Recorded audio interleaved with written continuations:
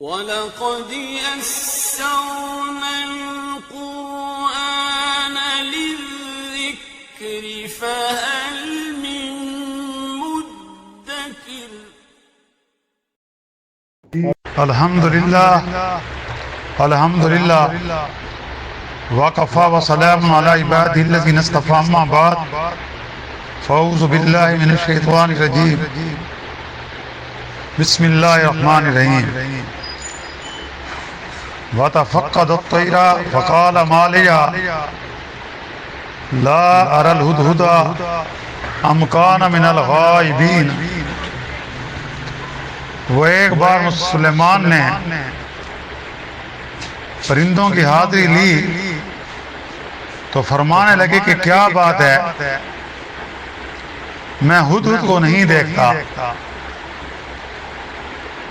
کیا کہیں غائب ہو گیا ہے؟ لو عذبنہ عذابا شدیدا اولا عذبہنہ اولا یات جنی بسلطان مبین اولا یات جنی بسلطان مبین۔ میں اس کو سخت سزا دوں گا یا اس کو ذبح کر ڈالوں گا، یا وہ کوئی صاف حجت میرے سامنے پیش کرے گا۔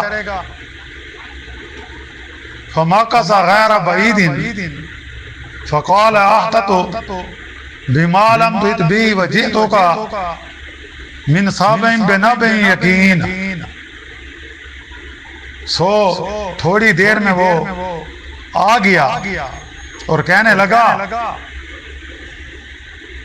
کہ ایسی بات معلوم کر کے آیا ہوں جو آپ کو معلوم نہیں ہوئی، اور میں آپ کے پاس قبیلہ سبا کی ایک تحقیقی خبر لایا ہوں۔ انی وجدت امرأة تملکہم وأوتیت من کل شیء ولہا عرش عظیم۔ میں نے ایک عورت کو دیکھا ہے کہ وہ ان لوگوں پر بادشاہی کر رہی ہے اور اس کو ہر قسم کا سامان میسر ہے، اور اس کے پاس ایک بڑا تخت ہے۔ وجدتها وقومها یسجدون للشمس من دون اللہ وزین لهم الشیطان اعمالهم فصدهم عن السبیل فهم لا یهتدون۔ میں نے اس کو اور اس کی قوم کو دیکھا ہے کہ وہ اللہ کی عبادت کو چھوڑ کر آفتاب یعنی سورج کو سجدہ کرتے ہیں، اور شیطان نے ان کے ان اعمال کفریہ کو ان کی نظر میں مرغوب کر رکھا ہے، اور وہ انہیں حق سے اس نے روک رکھا ہے، سو وہ حق پر نہیں چلتے۔ سبحان ربی کا رب العزت عما یصفون وسلام علی المرسلین والحمدللہ رب العالمین۔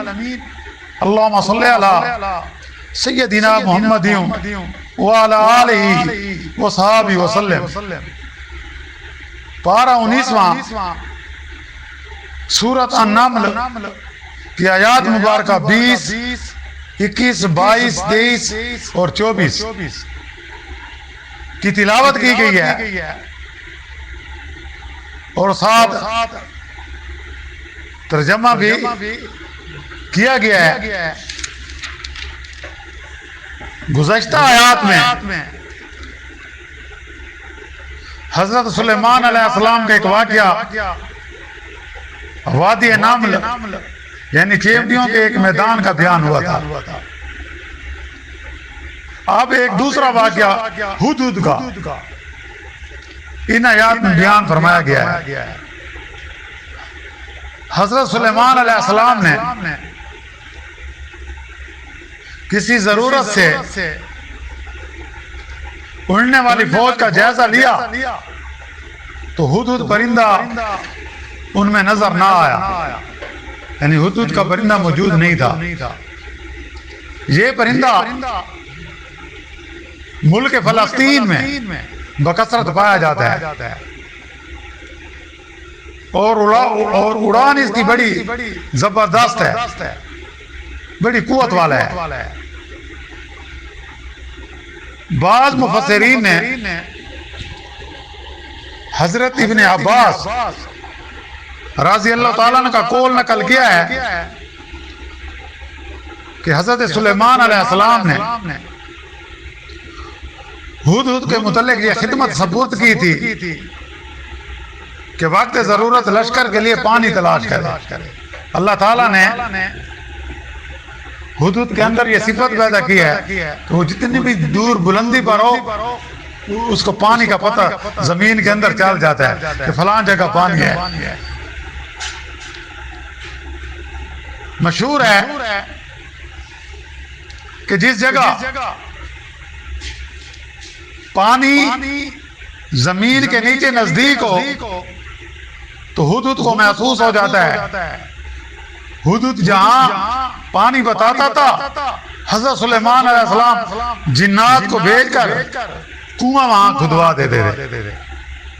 اللہ تعالیٰ نے دیکھو حضرت سلیمان علیہ السلام کو کتنی بڑی طاقت دی تھی. جن و انس اس کے تابع تھے, پرند تابع تھے. پانی کی ضرورت ہے. آج کل جس طرح سائنسی آلات ہوتے ہیں یہ دیکھتے ہیں, کھدائی ہوتی ہے, کہیں پیٹرول نکل آتا ہے, کہیں پانی نکل آتا ہے, اور یہی خدمت اللہ تعالیٰ نے ان پرندوں کے لیے حضرت سلیمان علیہ السلام کے لیے مقرر کی تھی. یہی خدمت حضرت سلیمان علیہ السلام لیتے تھے ہدہد کے ذریعے. اور آج جو مشینوں کے ذریعے بڑی بڑی ہیوی مشینوں کے ذریعے پانی یا پیٹرول نکالا جاتا ہے, یہ کام حضرت سلیمان علیہ السلام جنات سے لیتے تھے. اللہ اکبر. اس طرح پانی مل جاتا. پرندوں سے حضرت سلیمان علیہ السلام مختلف کام لیتے. مثلا ہوائی سفر میں ان کا اوپر پر پھل پر پھیلا کر سروں پر سایہ کرتے ہوئے جانا. یعنی جب آپ ہوائی سفر کرتے نا, آپ کا طاقت اور کے یہ پرند جو تھے اپنے پر پھیلا لیتے تھے, سایہ کرتے تھے. یا ضرورت کے وقت پانی وغیرہ کا کھوج لگانا یا نامہ بری کرنا وغیرہ تو ممکن ہو. یعنی کسی بادشاہ کو کسی کو کوئی خط بھیجا جاتا تو وہ ان پرندوں کے ذریعے بھیجا جاتا تھا. تو ممکن ہے کہ ہدہد کی اس وقت کوئی خاص ضرورت پیش آئی ہو. چنانچہ پرندوں کی فوج میں جب ہدہد حضرت سلیمان علیہ السلام کو نظر نہ آیا تو آپ نے فرمایا کیا بات ہے کہ ہدہد کو میں نہیں دیکھتا. آیا پرندوں کے جھنڈ میں مجھ کو نظر نہیں آیا؟ حقیقت میں غیر حاضر ہے. لشکر میں تلاش کرایا گیا, جب نہ ملا تو آپ نے فرمایا کہ میں اس کو غیر حاضری پر سخت سزا دوں گا, یا میں اس کو ذبح کر ڈالوں گا, یا وہ کوئی اگر معقول عذر پیش کرے گا تو پھر میں اس کو چھوڑ دوں گا.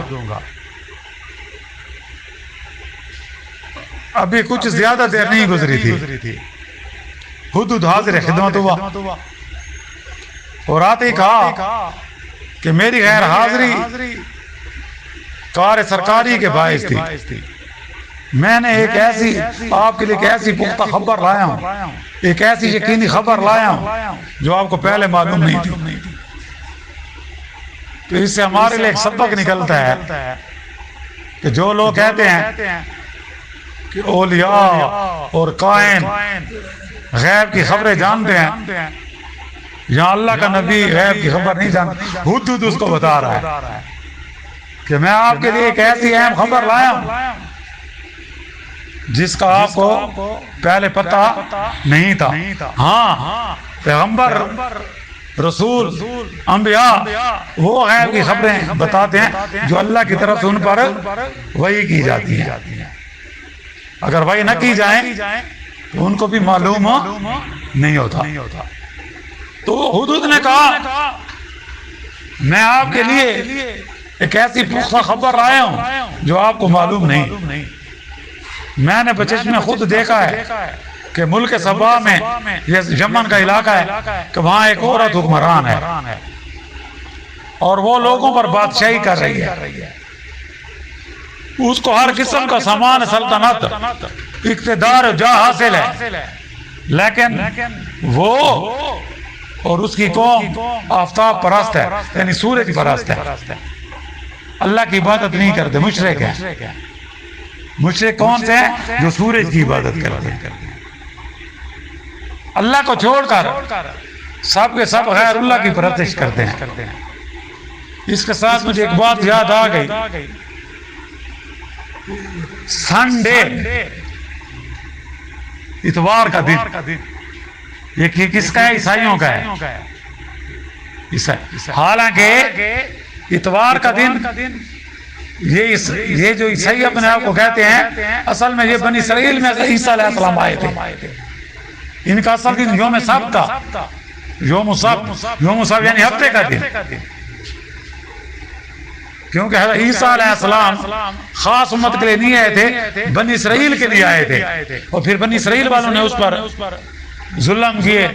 اپنے طور پر تو وہ کہتے ہیں کہ ہم نے اس کو پھانسی دلوا دی، لیکن اللہ نے ان کو زندہ آسمانوں پر اٹھا لیا اور قیامت کی ایک نشانی بنا دیا کہ قرب قیامت میں وہ زمین پر اتریں گے اور دجال کو قتل کریں گے. تو بہرحال اس نے کہا کہ وہ اللہ کو چھوڑ کر ہے. ہاں، سنڈے کی بات بتا رہا تھا. اصل میں یہ عیسائیت میں یہ جو عقیدہ ہے نا، یہ رومیوں کی طرف سے ہے. جب رومیوں نے عیسائیت قبول کی تو اس میں جو پولوس تھا ان کا ایک، تو وہ یہ چیزیں ان میں لایا تھا تاکہ لوگ زیادہ سے زیادہ جو ہے نا ہمارے دین کی طرف راغب ہوں. تو اس نے سنڈے، یہ ایک دیوی ان کی تھی جس کی وہ سورج کی بھی وہ پوجا کرتے تھے، تو اس لیے اس کو سنڈے کہتے ہیں. یعنی یہ ان کی عبادت کا دن تھا. سورج کو کہتے ہیں نا. یہ عیسائیت میں اس طرح یہ دن ہے، لیکن اصل میں وہاں ان کا بھی یوم سبت ہے، ہفتے کا دن ہے. یہ بات ذہن میں رکھ. وہ شیطان کے بہکاوے میں پھنسے ہیں، باوجود راہ حق سے منہ موڑنے کے اپنے اعمال کو حق اور مستحسن سمجھتے ہیں، یعنی بڑا اچھا سمجھتے ہیں. جس طرح آج کل ہمارے مسلمانوں میں بدعات آ گئی ہیں اور ان پر فرض کو چھوڑ دیں گے، سنت کو چھوڑ دیں گے، لیکن ان پر عمل کریں گے. اللہ رحم کرے. جیسے عرس ہوتے ہیں، اس طرح دوسری خرافات ہوتی ہیں. چاہیے تو یہ تھا کہ وہ ایک اللہ کو سجدہ کرتے جو آسمان اور زمین کی ہر چیز کا خالق ہے، ہر چیز کا مالک ہے، ہر چیز کا رازق ہے. وہی زندگی اور موت دینے والا ہے اور تمام اشیاء کا مالک اور سب سے واقف ہے. ان اللہ علیم خبیر. تو جہاں تک کہ دلوں کی بات کو بھی جانتا ہے، انہ علیم بذات الصدور. اور جس کی عظمت کا یہ حال ہے کہ وہ عرش عظیم کا مالک ہے. عرش عظیم کا لہ الملک و لہ العرش العظیم.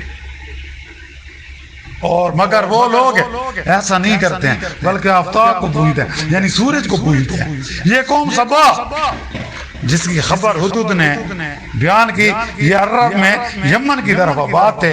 حدود نے یہ خبر حضرت سلیمان علیہ السلام سے بیان کر کے گویا آپ کو ایک مشرک اور آفتاب پرست قوم پر جہاد کرنے کی ترغیب دی.